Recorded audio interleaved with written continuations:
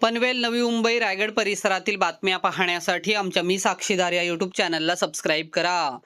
राज्याचे मुख्यमंत्री देवेंद्र फडणवीस, प्रदेशाध्यक्ष रवींद्र चव्हाण, माजी खासदार लोकनेते रामशेठ ठाकूर यांच्या मार्गदर्शनाखाली आणि आमदार प्रशांत ठाकूर व पनवेल महापालिका निवडणूक प्रमुख आमदार महेश बालदी यांच्या नेतृत्वाखाली पनवेल महानगरपालिका निवडणुकीत भाजप महायुतीचे 6 उमेदवार बिनविरोध निवडून आले।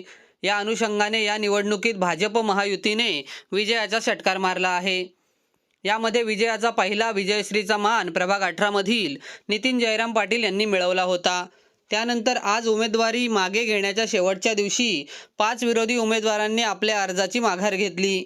प्रभाग 18 मधून ममता प्रीतम म्हात्रे, प्रभाग 19 मधून दर्शना भगवान भोईर, रुचिता गुरुनाथ लोंढे, तर प्रभाग 20 मधून अजय तुकाराम बहिरा, प्रियांका तेजस कांडपिळे यांनी बिनविरोध विजय मिळवला।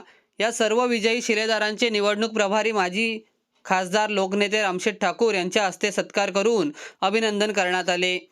यावेळी आमदार प्रशांत ठाकूर, आमदार महेश बालदी, भाजप जिल्हाध्यक्ष अविनाश कोळी, राज्य परिषद सदस्य अरुण शेठ भगत, ज्येष्ठ नेते वाय.टी. देशमुख, पनवेल महानगरपालिकेचे माजी सभागृह नेते परेश ठाकूर, माजी विरोधी पक्षनेते प्रीतम म्हात्रे, जयंत पगडे, गणेश कडू, राजेंद्र पाटील, रत्नप्रभा घरत, जीवन म्हात्रे यांच्यासह पदाधिकारी, कार्यकर्ते मोठ्या संख्येने उपस्थित होते।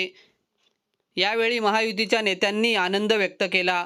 या बिनविरोध निवडीमुळे भाजप महायुतीमध्ये आनंद आणि उत्साहाचे वातावरण पसरले असून विरोधकांना मोठा हादरा बसला आहे।